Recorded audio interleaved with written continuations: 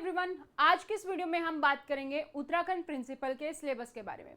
Uttarakhand principal के लिए अगर आप लोगों ने फॉर्म फिल नहीं किया है तो लास्ट डेट है 10 अक्टूबर, आप फॉर्म फिल कर सकते हैं और टेंटेटिव एग्जाम डेट है 8 फेब। तो अपनी तैयारी आप शुरू कर दीजिए।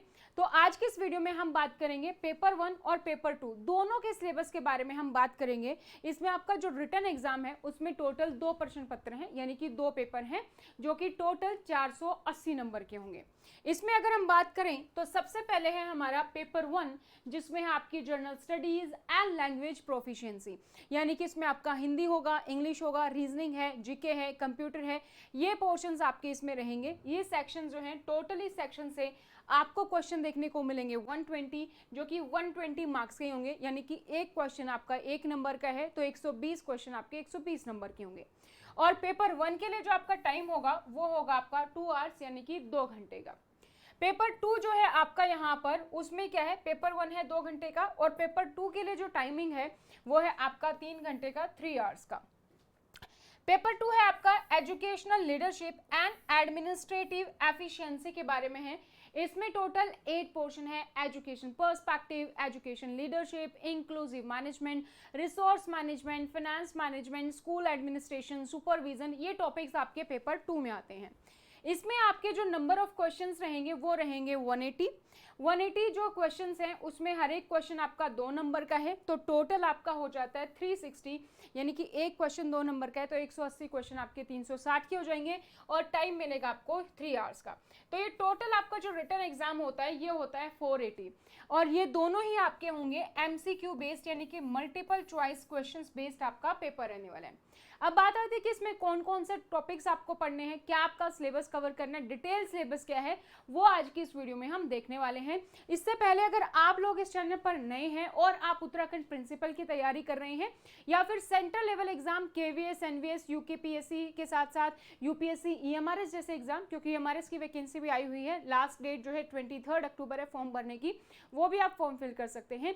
तो हम आपको प्रोवाइड करते हैं notes, live classes, recorded batches, जिससे आप अपनी तैयारी बिल्कुल सही तरीके से कर सकते हैं। आप हमारे चैनल को सब्सक्राइब कर सकते हैं ताकि जैसे ही प्रिंसिपल, वाइस प्रिंसिपल से रिलेटेड जो भी इंफॉर्मेशन आए वो अपडेट्स आपको मिलती रहे। और इसके साथ साथ जो है आप हमें सोशल मीडिया पर फॉलो कर सकते हैं, यहाँ पर आपको हर एक अपडेट मिलते रहते हैं, इंस्टाग्राम, व्हाट्सएप, टेलीग्राम, फेसबुक। आप अपनी डिटेल्स हमारे साथ शेयर कर सकते हैं। अपना नाम लिखेंगे, सपोज आपका नाम अजय है तो आप अजय लिखेंगे, सिटी स्पेस देके सिटी, सपोज अगर आपकी सिटी जो है हरिद्वार है तो आप हरिद्वार लिखेंगे, स्पेस देखिए आपका एग्जाम का नेम UKPSC प्रिंसिपल है तो आप UKPSC प्रिंसिपल लिखेंगे, या इसके साथ किसी और प्रिंसिपल की तैयारी करें तो वो भी मेंशन कर देंगे और इसको आप शेयर कर देंगे हमारे हेल्पलाइन नंबर 8447410108 पर। तो आपको सारी अपडेट्स आपके एग्जाम की यहाँ पर मिल जाती हैं। UKPSC की अगर आप तैयारी कर रहे हो, ढूंढ रहे हैं कि कहाँ से पढ़े, कहाँ से स्टडी मटेरियल होगा जहाँ पर हमें सारी चीज़ें एक साथ मिल जाएं। मार्केट में अगर आपको बुक सर्च करनी होगी तो अलग अलग टॉपिक की आपको अलग अलग बुक सर्च करनी होगी, जो कि आपका टाइम कंज्यूमिंग भी है। तो एक ही जगह पर अगर आप सारा स्टडी मटेरियल ढूंढ रहे हैं, आपका मीडियम हिंदी हो या इंग्लिश, उससे कोई फर्क नहीं पड़ता, हमारे पास दोनों मीडियम अवेलेबल हैं। पेपर 1 और पेपर 2 दोनों इसमें कवर है। पेपर 2 की 8 यूनिट जो है इन 4 बुक्स में कवर है। पेपर 1 जो आपका सेक्शन है 5 बुक्स में कवर है। तो एक साथ इसके साथ एक MCQ की बुक आती है, तो टोटल 10 बुक का सेट आपको ये मिल जाता है। आप हमारी ऐप डाउनलोड कर सकते हैं, स्टडी पोर्टल एकेडमी। अगर आप चाहते हैं कि ये चीज़ आपके लिए पहली बार है, बहुत टाइम हो गया इन चीज़ों को पढ़े और अच्छे से रिवाइज करना चाहते हैं, अपने एक प्रॉपर गाइडेंस चाहते हैं, मेंटरशिप चाहते हैं, तो आप हमारे कोर्सेज में ज्वाइन कर सकते हैं। रिकॉर्डेड बैच भी अवेलेबल है, लाइव बैचेस, टेस्ट सीरीज सब अवेलेबल है, यहाँ पर आप ज्वाइन कर सकते हैं। इसके अलावा अगर आप तैयारी कर रहे हैं सेंट्रल लेवल एग्जाम की, जैसे कि EMRS, KVS, NVS और UPSC, इनके लिए भी नोट्स अवेलेबल है। साथ ही साथ इनके लिए भी हमारे पास रिकॉर्डेड बैचेस अवेलेबल हैं और नया लाइव बैच हमारा स्टार्ट हो रहा है for central level exam 6 October. For UKPSC mid October में हमारा बैच स्टार्ट हो जाएगा लाइव। तो आपके जो भी डाउट्स हैं उसके लिए आप डायरेक्टली हमारे हेल्पलाइन नंबर पर कॉन्टैक्ट कर सकते हैं, लाइव बैच, रिकॉर्डेड बैच और नोट्स के लिए। अब बात करते हैं पेपर 1। पेपर 1 में जो आपका सिलेबस है उसमें आपके होते हैं टोटल 5 सेक्शन। जनरल इंग्लिश है, general Hindi, general knowledge, reasoning ability and computer proficiency. इसमें से आपकी इंग्लिश रहेगी 20 नंबर की, 20 क्वेश्चन होंगे। हिंदी आपकी रहेगी 20 क्वेश्चन, 20 नंबर के। इसमें से जीके आपका रहेगा 40 नंबर का। तो आपको नॉर्मल जीके भी और साथ में उत्तराखंड जीके भी आपको बेसिकली यहाँ पर कवर करनी है। 40 क्वेश्चन 40 नंबर के रहेंगे। रीजनिंग एबिलिटी आपकी रहेगी 20 क्वेश्चन 20 नंबर के, और कंप्यूटर प्रोफिशिएंसी रहेगी आपकी 20 क्वेश्चन 20 नंबर के। तो बाकी सारे portion English, Hindi, reasoning, computer 20-20 number के हैं, और जीके आपका रहेगा 40 नंबर का। अब इसमें देखते हैं सिलेबस। सबसे पहले हम बात करते हैं पार्ट 1 के सिलेबस की। तो टोटल हमारा जो एग्जाम है 5 घंटे का है, 300 मिनट्स आपको मिल रही है, 480 क्वेश्चन है, 480 नंबर है, सॉरी 300 क्वेश्चन है। बायलिंगुअल आपका पेपर होगा। आप सोच रहे कि पेपर कैसा होगा हिंदी इंग्लिश में, तो बायलिंगुअल है। टाइप ऑफ क्वेश्चन मैंने आपको बता दिया, एमसीक्यू आएगा, और इसमें नेगेटिव मार्किंग भी है, तो उसका भी हम ध्यान रखेंगे। 1/4 नेगेटिव मार्किंग है। आपका रिटर्न अगर आप क्लियर करते हैं तो आपका इंटरव्यू होगा, और उसके बाद आपका जो है सिलेक्शन होगा। तो 480 मार्क्स का आपका रिटर्न है, और इंटरव्यू है आपका 60 मार्क्स का। तो हम बात करते हैं सबसे पहले पेपर 1 के सिलेबस की, उसके बाद हम बात करेंगे पेपर 2 की।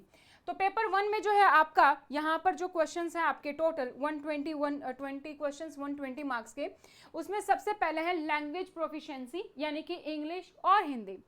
इंग्लिश से आपके जो क्वेश्चन आ रहे हैं वो 20 क्वेश्चन 20 नंबर के हैं। तो इसमें आपकी ग्रामर आती है और आपका जो है पैसेज आएगा।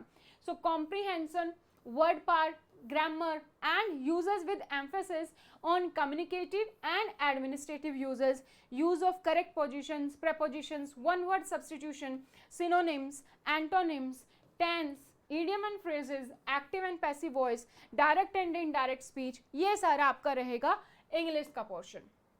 इसके बाद अगर हम बात करें हिंदी की, तो हिंदी से भी आपके 20 क्वेश्चन है 20 नंबर के। इसमें भी आपकी व्याकरण होगी और आपका जो है एक गद्यांश हो सकता है। तो स्वर एवं व्यंजन, स्वर और व्यंजन वर्णों का वर्गीकरण, संज्ञा, सर्वनाम, व्याकरण विचार, तत्सम, तद्भव, प्रत्यय, उपसर्ग, समास, संधि, पर्यायवाची, विलोम शब्द, वाक्यांशों के लिए एक शब्द, मुहावरे, लोकोक्तियां, विराम चिन्ह, ये आपका रहेगा हिंदी का, जिसमें से आपके 20 क्वेश्चन आएंगे।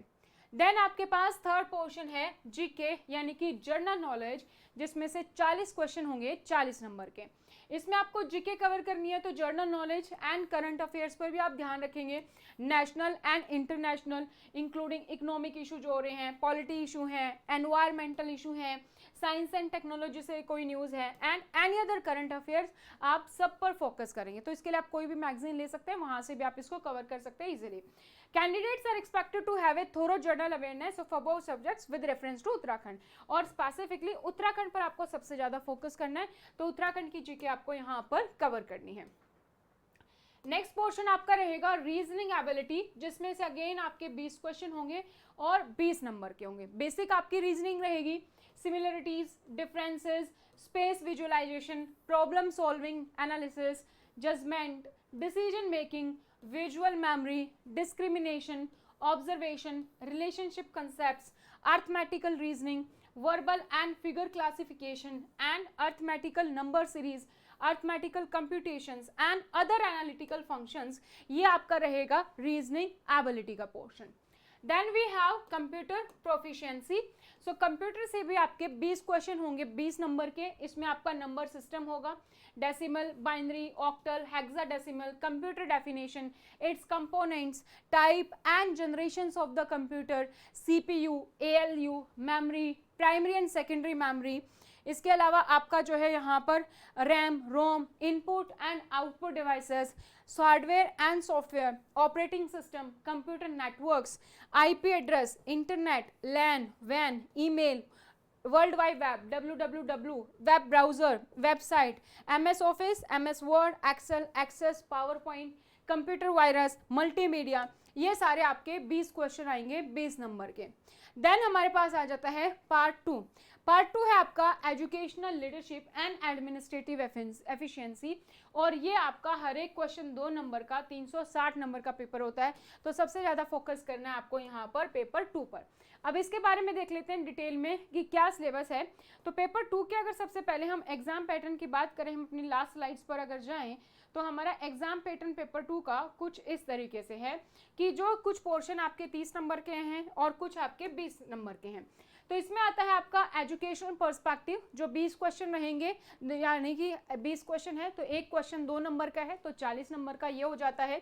सेकंड सेक्शन है आपका एजुकेशनल लीडरशिप, इसमें भी आपके 20 क्वेश्चन होंगे 40 नंबर के। थर्ड आपका है administration of educational institution, 30 question है आपके 60 नंबर के हो जाएंगे। Inclusion in educational institution 20 question है 40 नंबर के यहाँ पर ये हो जाएंगे। स्कूल एडमिनिस्ट्रेशन यहाँ पर आपके 30 क्वेश्चन हैं और 60 नंबर के होंगे। Resource management in educational institution 20 question आपके 40 नंबर के होंगे। देन हमारे पास है finance management in educational institution, यहाँ से 20 क्वेश्चन है 40 नंबर के, और सुपरविजन से भी आपके 20 क्वेश्चन है 40 नंबर के। तो दो पोर्शन आपके यहाँ पर ज्यादा स्कोरिंग है, administration of educational institution and school administration, ये दोनों आपके जो हैं 60-60 नंबर के रहेंगे।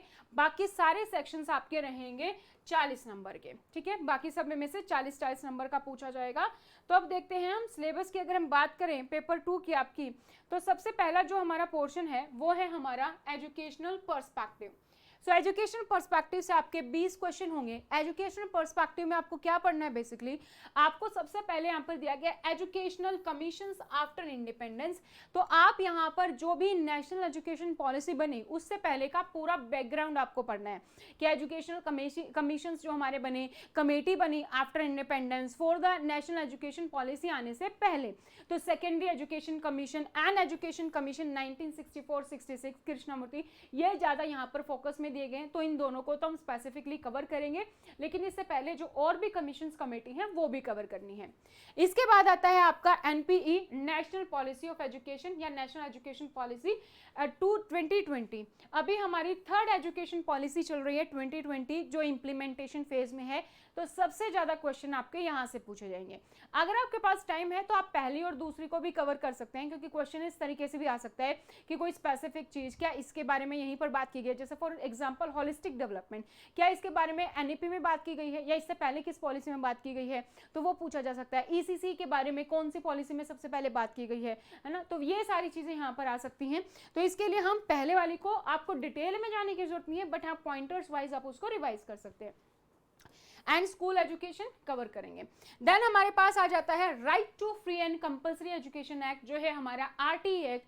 आरटीई एक्ट हम पढ़ेंगे यहाँ पर डिटेल में, ठीक है। तो आरटीई एक्ट आपको पढ़ना है, आरटीई एक्ट क्या होता है, जो भी नए अमेंडमेंट्स आते हैं कोई, तो प्रोविजन क्या है, वो सारी चीजें हम यहाँ पर पढ़ेंगे। इसी के साथ हमारा आ जाता है एसएमसीबी, स्कूल मैनेजमेंट कमेटी, उसके बारे में भी इसी में दिया गया है, कई जगह पर विद्यालय समिति बोलते हैं हम, तो वो भी आपको यहीं पर कवर करनी है। देन हमारे पास है provision for school education in Uttarakhand, और ये सारी चीजें जो हैं आप उत्तराखंड के पर्सपेक्टिव से भी आप यहाँ पर पढ़ने वाले हैं कि किस तरीके से। तो पर्सपेक्टिव इन एजुकेशन में सबसे ज्यादा आपका फोकस रहेगा दो चीजों पर, आरटीई एक्ट पर, सेकंड आपका रहेगा एनईपी, नेशनल एजुकेशन पॉलिसी पर। तो यहाँ पर आपका सबसे ज्यादा फोकस रहेगा। मेरा सजेशन है इन दोनों टॉपिक पर अगर आप अच्छे से फोकस करते हैं तो 20 क्वेश्चन है ना, तो आप उसमें से 18 तो एटलीस्ट बहुत अच्छे से कर सकते हैं। तो ये आपके लिए बहुत ही स्कोरिंग पोर्शन हो सकता है अगर आपने ये सारी चीजें अच्छे से कवर कर ली है।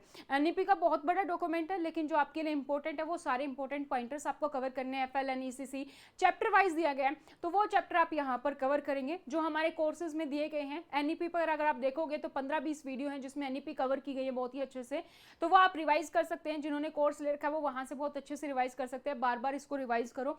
एनईपी, आरटीई एक्ट बहुत ही इंपॉर्टेंट है, और इससे आपके इंटरव्यू में भी क्वेश्चन पूछे जाएंगे, क्योंकि एनईपी से बहुत सारे क्वेश्चन बनते हैं इंटरव्यू पर्पज से भी, कि एनईपी में कौन सा जो आपका स्ट्रक्चर दिया गया है, हमारा करिकुलम का स्ट्रक्चर, उसमें से कौन सा इंपॉर्टेंट है, क्यों है। मोरल एजुकेशन की बात नहीं की गई है, तो क्या एनईपी में कहीं मोरल एजुकेशन की बात की गई है, या हमारे टाइम पर जो मोरल एजुकेशन सब्जेक्ट होता था अभी नहीं है। एफएलएन क्या होता है, ईसीसी की क्या एज है, तो इस टाइप के क्वेश्चंस आपके इंटरव्यू में बनते हैं।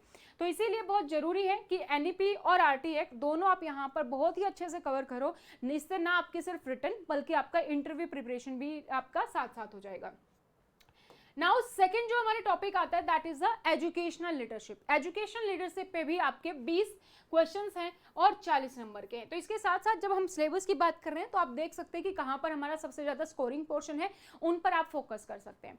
सो एजुकेशनल लीडरशिप का मतलब क्या है कि किस तरीके से आपका जो शैक्षिक नेतृत्व है उसके बारे में, कि एक जो नेतृत्व आप में लीडरशिप क्वालिटी होनी चाहिए, आप स्कूल के प्रिंसिपल बनने वाले हैं तो क्या क्वालिटीज होनी चाहिए, किस टाइप की लीडरशिप होती है, क्या टाइप्स होते हैं, कितने प्रकार होते हैं, कौन कौन सी थ्योरीज हैं, वो सब आपको कवर करनी है। तो ये भी एक अच्छा, काफी अच्छा स्कोरिंग सब्जेक्ट है आपका, काफी अच्छा स्कोरिंग सेक्शन है आपका। इसमें आपको एक गुड लीडरशिप के अंदर क्या मीनिंग है, गुड लीडरशिप से आप क्या समझते हैं, क्या कैरेक्टरिस्टिक्स हैं, थ्योरीज आपको कवर करनी है लीडरशिप की, टाइप्स आपको कवर करने हैं लीडरशिप के, need for developing leadership qualities and training. जरूरत क्यों पड़ी भाई, लीडरशिप जो है बनाने की जरूरत क्यों पड़ती है। एक कुछ तो होता है जब हम बोलते हैं बोर्न लीडर, इसमें लीडरशिप क्वालिटीज है, लेकिन जब आप प्रिंसिपल पोस्ट पर जा रहे हो जरूरी नहीं कि सब में लीडरशिप क्वालिटीज हो, तो डेवलप करने की जरूरत क्यों पड़ रही, लीडरशिप क्वालिटीज क्यों डेवलप करने की जरूरत पड़ती है, क्यों हमें ट्रेनिंग देनी पड़ती है।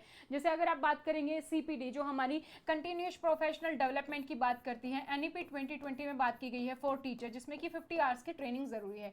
ये ट्रेनिंग सिर्फ टीचर्स के लिए नहीं है, ये ट्रेनिंग हमारी प्रिंसिपल के लिए भी है, क्योंकि यहाँ पर हम मैनेजमेंट एंड लीडरशिप लेवल की ट्रेनिंग देते हैं, यहाँ पर हम टीचिंग एंड पेडागोजी के लेवल की ट्रेनिंग देते हैं, तो वहां पर जरूरी है। तो ये आपको यहाँ पर पढ़ना है। मेजरमेंट ऑफ एजुकेशन लीडरशिप, अब आपने एजुकेशन लीडरशिप पढ़ ली, आप उसको मेजर कैसे करोगे वो आपको यहाँ पर कवर करना है। So it can also be a good scoring section, यहाँ से भी आप बहुत अच्छे खासे जो मार्क्स हैं आप यहाँ पर इजीली आप जो है कवर कर सकते हैं, ये भी आपके लिए इजी सेक्शन है। नाउ थर्ड जो आपका पोर्शन है वो है आपका administration of educational institution. 30 question से 60 मार्क्स के। जो आप एक प्रिंसिपल पोस्ट पे हो, ये सारी चीज़ें आपने अपनी टीचिंग टाइम पर भी की है, बस आपको रिवाइज करने की जरूरत है, प्रोफेशनली बस थोड़ा सा पढ़ने की जरूरत है। इंस्टीट्यूशनल प्लानिंग क्या होती है, जब आप कोई स्कूल रन कर रहे हो, कोई भी आप काम करते हो तो प्लानिंग बहुत ज़रूरी है। तो इसी तरीके से आप एक स्कूल रन कर, एक इंस्टीट्यूशन रन कर रहे हो तो इंस्टीट्यूशनल प्लानिंग क्या होती है, क्या समझते हैं आप इससे, क्या टाइप्स होते हैं। तो इसमें आपका करिकुलम आ गया। तो ये बेसिकली आपका जो BEd MAd के टॉपिक्स हैं वो हैं, यहाँ से भी आप बहुत अच्छा स्कोर कर सकते हो just with a few revisions के बाद, ठीक है। तो करिकुलम क्या होता है, क्या टाइप्स होते हैं, क्यों इंपॉर्टेंट है curriculum, theories of curriculum construction, किस तरीके से करिकुलम बनाया जाता है, सिलेबस क्या होता है, करिकुलम सिलेबस में डिफरेंस क्या होता है, टाइम टेबल क्यों जरूरी है, टाइम टेबल की इंपॉर्टेंस क्या है एजुकेशन इंस्टीट्यूशन में, टाइम टेबल के टाइप्स क्या हैं, तो वो आपको ध्यान रखना है, किस तरीके से आप एक अच्छा टाइम टेबल बना सकते हैं। इंपॉर्टेंस ऑफ स्कूल डिसिप्लिन क्यों जरूरी है, और कौन कौन से फैक्टर्स हैं जो स्कूल डिसिप्लिन को अफेक्ट करते हैं वो आप यहाँ पर कवर करेंगे। और उसके बाद आ जाता है हमारा LO लर्निंग आउटकम, जिसके बारे में NEP भी बात करती है। तो जो लर्निंग आउटकम है, जो आप पढ़ा रहे हो और आप सोच रहे हो कि बच्चे को ये चीजें आ जानी चाहिए, वो है हमारा लर्निंग आउटकम। अगर आपने कोई चैप्टर पढ़ा है सपोज एनवायरमेंट के बारे में, तो बच्चे को पता चल जाना चाहिए कि एनवायरमेंट क्या है, मैन मेड क्या है, नेचुरल क्या है, ये सारी चीजें उसको क्लियर होनी चाहिए। तो ये क्या है, लर्निंग आउटकम। अब आपने तो पढ़ा दिया, अब आप कैसे उसको इवेल्युएट करोगे, किस तरीके से असेसमेंट इवेल्युएशन होगा, वो भी आपको यहाँ पर कवर करना है। तो टाइप ऑफ इवेल्युएशन क्या होता है, फॉर्मेटिव है, समेटिव है, ये आप यहाँ पर कवर करोगे। तो यहाँ पर आप देखोगे पूरा स्कूल एडमिनिस्ट्रेशन है, बहुत ही अच्छा स्कोरिंग है, 30 क्वेश्चन आएंगे अगर आपने सारी ये छोटी छोटी चीजें सारी कवर कर ली हैं, जो कि आपको प्रिंसिपल पोस्ट पर पता भी होना चाहिए। एकेडमिक कैलेंडर क्या होता है, इंस्ट्रक्शन प्लान क्या होता है, इंस्टीट्यूशन प्लानिंग क्यों करनी है, curriculum, time table, school discipline, learning outcome, assessment and evaluation, ये टॉपिक्स आपको यहाँ पर कवर करने हैं। ये भी एक अच्छा स्कोर हो सकता है। नेक्स्ट हमारे पास है इंक्लूजन इन एजुकेशनल इंस्टीट्यूशन। अभी तक जो हमने 3 चीज़ें पढ़ी हैं वो आपने बहुत अच्छे से, बेसिकली सारी जो आपकी साइकोलॉजी अपने BEd MAd में आप पढ़ते हैं, बस आपको यहाँ पर रिवीजन की जरूरत है। कुछ टॉपिक्स आपको लग सकते हैं थोड़ा सा अलग है, बट अभी तक हमारे सारे टॉपिक्स है जो बेस टॉपिक है हमारे एजुकेशनल साइकोलॉजी के। इंक्लूजन इन एजुकेशनल इंस्टीट्यूशन, समावेशी शिक्षा के बारे में NEP बात करती है, तो NEP में क्या कहा गया वो भी आप याद रखेंगे। सो इंक्लूजन एजुकेशन, समावेशी शिक्षा से आप क्या समझते हैं, क्या मतलब होता है, क्या ऑब्जेक्टिव है इसका, जरूरत क्यों है समावेशी शिक्षा की। समावेशी शिक्षा के बारे में जब हम बात करते हैं तो चैलेंजेस क्या क्या हैं, क्योंकि जब आप एक समावेशी स्कूल की बात करते हैं, एक समावेशी एजुकेशन की बात करते हैं, समावेशी शिक्षा की बात करते हैं, तो वहाँ पर चैलेंजेस भी आएंगे। जैसे हमें फिजिकल इंफ्रास्ट्रक्चर भी चाहिए, टीचर्स को भी ट्रेनिंग देनी पड़ेगी। तो ये सारी चीज़ आप कैसे कहना ऐसा एनवायरनमेंट बना सकते हैं कि आपका स्कूल जो है इंक्लूसिव एजुकेशन के लिए बिल्कुल तैयार है। तो वो क्या रिसोर्सेज होंगे, क्या चैलेंजेस है, क्या नीड है, वो सारी चीज़ आपको यहाँ पर कवर करनी है। And provision for inclusive education in NEP 2020। NEP 2020 में जो है एजुकेशन साइकोलॉजी में जो हमारी एनईपी 2020 है, नेशनल एजुकेशन पॉलिसी, उसमें इंक्लूसिव एजुकेशन के बारे में क्या दिया गया है वो भी आपको यहाँ पर कवर करना है। तो यहाँ पर बेसिकली पूरा आ गया हमारा इंक्लूसिव एजुकेशन, समावेशी शिक्षा क्या होती है, उससे आप क्या समझते हैं, किस तरीके की चैलेंजेस होंगे, क्या हमें ज़रूरत है, क्या हमारी नीड्स हैं, वो आपको कवर करनी है। साथ ही एनईपी 2020 क्या बात करती है वो कवर करना है। देन हमारे पास नेक्स्ट टॉपिक आता है इसमें मेंटल हेल्थ एंड हाइजीन का। तो स्कूल में मेंटल हेल्थ और हाइजीन क्यों ज़रूरी है, टीचर्स की मेंटल हेल्थ एंड हाइजीन आप कैसे मेंटेन रखेंगे, साथ ही स्टूडेंट्स की किस तरीके से आप जो है मेंटेन रखेंगे, किस तरीके से आप पता लगाएंगे क्या सिम्टम्स हो सकते हैं, किस तरीके से ट्रेनिंग प्रोवाइड कर सकते हैं, कैसा एनवायरनमेंट होगा, तो वो सारी चीज़ें आप यहाँ पर कवर करेंगे कि importance of mental health and hygiene in school. Teaching and non teaching staff दोनों की मेंटल हेल्थ के बारे में बात करना, डायग्नोसिस कैसे करेंगे कि मेंटल हेल्थ और हाइजीन के बारे में, और कैसे आप रिमेडियल प्रोविजन अपनाएंगे, क्या रेमेडी आप अपनाएंगे, गाइडेंस एंड काउंसलिंग जो है स्कूल में वो क्यों जरूरी है। तो गाइडेंस एंड काउंसलिंग हमारा नेक्स्ट टॉपिक हो गया। तो बेसिकली 3 टॉपिक अभी हमने बात की, inclusive education, guidance and counselling, mental health and hygiene. Next we have constitutional provision and act. जो डिसेबल पर्सन है, क्योंकि हम इंक्लूसिव एजुकेशन के बारे में बात कर रहे हैं, तो डिसेबल पर्सन के रिगार्डिंग हमें बात करनी है। कॉन्स्टिट्यूशनल प्रोविजन क्या है, हमारा संविधान क्या कहता है, जो डिसेबल के एक्ट के हमारे पास एक्ट है 1995 2016 वो हमें कवर करनी है। यहाँ पर आप देखोगे तो हमारा जो है वो तो 20 क्वेश्चन का, लेकिन हमारे पास 4-5 टॉपिक हो गए बेसिकली, लेकिन ईजी है। पहले वाले में जो 3 हमने बात की वो बहुत अच्छे से स्कोरिंग है, यहाँ पर भी अगर आप थोड़ा सा ध्यान दोगे टॉपिक्स थोड़े से ज़्यादा हो जाते हैं, बट ये भी आप इजीली क्लियर कर सकते हो। नेक्स्ट हमारे पास है अगेन 60 नंबर का 30 question, school administration. School administration अब क्या होता है उसके बारे में आपको पढ़ना है, मीनिंग क्या है, क्या नेचर है, क्या फंक्शंस होते हैं, थ्योरीज क्या है स्कूल एडमिनिस्ट्रेशन की, किस तरीके से आप रन कर सकते हैं। देन आपका आ जाता है ऑफिस मैनेजमेंट एंड एडमिनिस्ट्रेशन, उसके ऑब्जेक्टिव क्या, फंक्शंस क्या है, उसकी नीड क्या है। देन हमारा नेक्स्ट टॉपिक है ऑर्गेनाइजेशन क्लाइमेट क्या होता है, ऑर्गेनाइजेशन से आप क्या समझते हैं, क्या होती है एक संगठन, किस तरीके से उसका क्लाइमेट यानी कि कैसा एनवायरनमेंट है उसका, उसके बारे में आपको पढ़ना है। स्कूल एज एन ऑर्गेनाइजेशन कैसे है, डायमेंशंस क्या है ऑर्गेनाइजेशन क्लाइमेट के, उसके बारे में आप पढ़ेंगे। इसके साथ साथ इसमें आता है हमारा कॉन्फ्लिक्ट मैनेजमेंट, क्योंकि हम क्लाइमेट की बात करें यानी कि स्कूल के एनवायरनमेंट की बात करें तो कोई कॉन्फ्लिक्ट, द्वंद्व कोई हो गया, द्वेष है कोई, उसको किस तरीके से आप रोकेंगे। कॉन्फ्लिक्ट मैनेजमेंट इन स्कूल, क्या नेचर है कॉन्फ्लिक्ट्स का, टाइप्स क्या है, रोल ऑफ प्रिंसिपल क्या है कॉन्फ्लिक्ट मैनेजमेंट, वो आपको करना है। देन फिर जो प्रिंसिपल है, क्योंकि स्कूल एडमिनिस्ट्रेशन की बात करें तो प्रिंसिपल्स के अंदर क्या क्या क्वालिटी होनी चाहिए, physical, intellectual, emotional, personal, social, moral qualities, हर एक एस्पेक्ट के बारे में आपको पढ़ना है। And then duties of principal as an administrator planning, एक जो प्रिंसिपल है वो किस तरीके से एडमिनिस्ट्रेटिव प्लानिंग कर सकता है, organise, controlling, evaluation, basically school का जो मैनेजमेंट है वो कैसे कर पाएगा। तो यहाँ पर आपके नंबर ऑफ टॉपिक ज़्यादा हो जाते हैं, अगर आपके पास पूरा समय है तो आप यहाँ पर भी समय लगा सकते हैं, but first 3 units are very scoring. Inclusive education में भी नंबर ऑफ टॉपिक है लेकिन बहुत अच्छे से आप स्कोर कर सकते हो, ठीक है। तो यहाँ पर हमारा हो गया 5th जो यूनिट है वो हमने यहाँ पर कवर कर ली है। तो हम आगे की 3 यूनिट और डिस्कस करें, लेकिन उससे पहले मैं फिर से आपको याद दिला दूं, अगर आप नोट्स ऑर्डर करना चाहते हैं, आप बहुत ज़्यादा जहीं अपना टाइम वेस्ट नहीं करना चाहते कि कहाँ से बुक खरीदनी है, क्या पढ़ना है, क्या नहीं करना है, तो उसके लिए आप हमसे स्टडी मटेरियल ऑर्डर कर सकते हैं, जहाँ पर पूरा सिलेबस कवर है, हिंदी और इंग्लिश दोनों मीडियम में अवेलेबल है। उससे बाहर आपको कुछ भी पढ़ने की जरूरत नहीं पड़ेगी, बिल्कुल स्ट्रिक्ट जो है आपका जो सिलेबस है उसी के अकॉर्डिंग वो नोट्स जो है वो तैयार किए गए हैं। और अगर आप हमारे साथ हमारी क्लासेस में जुड़ना चाहते हैं तो उसके लिए आप हमारी ऐप डाउनलोड कर सकते हैं, लाइव और रिकॉर्डेड दोनों बैच अवेलेबल है, या आप हमें डायरेक्टली हमारे हेल्पलाइन नंबर पर कांटेक्ट कर सकते हैं 8447410108। यहाँ पर आपको पूरी इंफॉर्मेशन मिल जाएगी कोर्स और नोट्स के बारे में। नेक्स्ट है हमारी 6th यूनिट जो है resource management in educational institution. इसमें से आपके होंगे 20 क्वेश्चन 40 नंबर के। अब हमारी सारी यूनिट 20 मार्क्स की बच गई है, बाकी हमने 30 वाले कंप्लीट कर लिए, 30 क्वेश्चंस वाले। सो इसमें आपको पढ़ना है HRM, ह्यूमन रिसोर्स मैनेजमेंट, क्या होता है, क्या मीनिंग है, और जो इसकी थ्योरीज हैं वो आपको यहाँ पर कवर करनी है। देन हमारे पास नाम से पता चला रिसोर्स जो आपके पास टीचिंग नॉन टीचिंग स्टाफ होगा उसको आप कैसे मैनेज करेंगे। सो HRM से आप क्या समझते हैं, क्या थ्योरीज हैं। देन कम्युनिकेशन मैनेजमेंट कैसे होगा स्कूल में, सेम लेवल पर जूनियर से सीनियर से किस तरीके से आप बात करेंगे। इंटरनल कम्युनिकेशन क्या होता है, एक्सटर्नल कम्युनिकेशन क्या होता है, वो आपको पढ़ना है। देन क्या कम्युनिकेशन बैरियर हो सकते हैं, इफेक्टिव कम्युनिकेशन किसको आप बोलेंगे, और इफेक्टिव कम्युनिकेशन में क्या क्या कम्युनिकेशन बैरियर हो सकते हैं वो आपको यहाँ पर पढ़ना है। Management of physical infrastructure resources, जो भी फिजिकल रिसोर्सेज हैं, इंफ्रास्ट्रक्चर रिसोर्सेज हैं, उसको आप कैसे मैनेज करेंगे और प्रिंसिपल का क्या रोल है इस रिसोर्स मैनेजमेंट में, तो ये भी आपके लिए बहुत ही आसान सा टॉपिक है, यहाँ पर भी आप बहुत ही इजीली कवर कर सकते हैं। नेक्स्ट हमारे पास आ जाता है फिनेंस मैनेजमेंट। फिनेंस मैनेजमेंट से आपके 20 क्वेश्चंस होंगे, 40 मार्क्स के होंगे। तो आपका एजुकेशनल जो फिनेंस है उससे आप क्या समझते हैं, क्या नेचर है, किस तरीके से कौन कौन सा फैक्टर्स हैं जो हमारे एजुकेशनल फिनेंस को जो है यहाँ पर क्या करते हैं, अफेक्ट करते हैं। एजुकेशनल बजट क्या होता है, फिनेंस के बारे में बात कर रहे हैं तो बजट है, हमारे पास पैसा आना है, रिसोर्स है, ग्रांट है, ये सारी चीज़ आपको यहाँ पर कवर करनी है।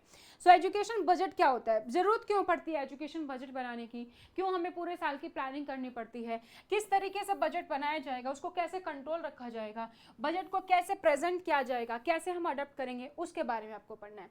देन आपके पास रिसोर्सेज ऑफ एजुकेशनल फाइनेंस में पब्लिक फंड आपको पता होने चाहिए, प्राइवेट फंड होता है, लोकल फंड होता है, तो हमें फंड किस तरीके से मिलता है, क्या क्या रिसोर्सेज हैं।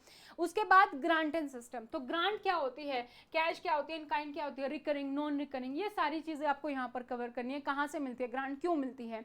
सो एलोकेशन सिस्टम क्या है, स्टेट ग्रांट का, लोकल बॉडी ग्रांट्स का, किस तरीके से दी जाती हैं, और कॉस्ट एंड इफेक्ट सिस्टम क्या है वो आपको कवर करना है। साथ ही फाइनेंस मैनेजमेंट में प्रिंसिपल का क्या रोल रहेगा वो आपको कवर करना है। तो यहाँ पर आपके सारे फंड्स की बात की गई कि फंड कैसे मैनेज होगा, कहाँ से आता है, किस तरीके से आप मैनेज करेंगे, फैक्ट्री में ग्रांट क्या होती है वो आपका है। लास्ट हमारा है सुपरविजन, जहां से अगेन 20 नंबर के 20 क्वेश्चन होंगे 40 नंबर के।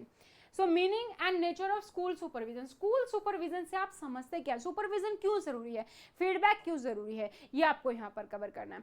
तो स्कूल सुपरविजन का क्या नेचर है, क्या समझते हैं आप इससे, फंक्शन क्या है सुपरविजन प्लान का, सुपरविजन प्लान क्यों बनाना जरूरी है, and need of supervision for effective educational leadership, एक अच्छा इफेक्टिव लीडरशिप के लिए सुपरविजन की जरूरत क्यों है, और स्कूल सुपरविजन का आप किस तरीके से ऑर्गेनाइज करोगे, किस तरीके से उसको इम्प्लीमेंट कर सकते हैं, एंड साथ ही फीडबैक का क्या यूज है वो आपको यहाँ पर कवर करना है। तो यहाँ पर मैंने आपको पेपर 1 पेपर 2 दोनों का सिलेबस बता दिया टॉपिक वाइज डिटेल में, और आपको बहुत अच्छे से मैंने ये भी समझा दिया कि कौन से सेक्शन है जो बहुत ही स्कोरिंग आप बहुत ही इजीली स्कोर कर सकते हो। तो आप अपनी प्रिपरेशन स्टार्ट कर सकते हैं यहाँ पर। अगर आपकी प्रिपरेशन ऑलरेडी हो चुकी है और आप टेस्ट सीरीज ज्वाइन करना चाहते हैं तो टेस्ट सीरीज भी हमारे पास अवेलेबल है, वो आप ज्वाइन कर सकते हैं। और अभी आप स्टार्ट ही कर रहे हैं अपनी प्रिपरेशन, आप चाहते हैं कि बस इस बार मुझे क्रैक करना है क्योंकि लास्ट टाइम भी एग्जाम नहीं हो पाया था, अब एग्जाम डेट आई है, आप क्रैक करना चाहते हैं, अपने हाथ से मौका नहीं गंवाना चाहते, तो आप हमारे लाइव और रिकॉर्डेड बैचेस भी ज्वाइन कर सकते हैं।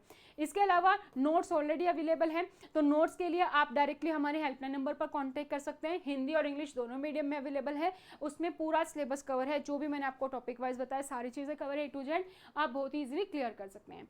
तो आपको अगर कोर्स ज्वाइन करना है तो हमारी ऐप डाउनलोड कीजिए, स्टडी पोर्टल एकेडमी। इसके अलावा हमारे पास KVS, NVS, UPSC, EMRS सभी के लिए नोट्स अवेलेबल हैं। और अगर आपको कोई भी जानकारी चाहिए तो आप यहाँ पर डायरेक्टली हेल्पलाइन नंबर पर कांटेक्ट कर सकते हैं, स्टडी पोर्टल 8447410108 पर। तो आज के लिए इतना ही, ऑल द वेरी बेस्ट। अगर आप किसी और टॉपिक पर कोई वीडियो चाहते हैं तो please comment in the comment section. Thank you so much, bye bye, take care.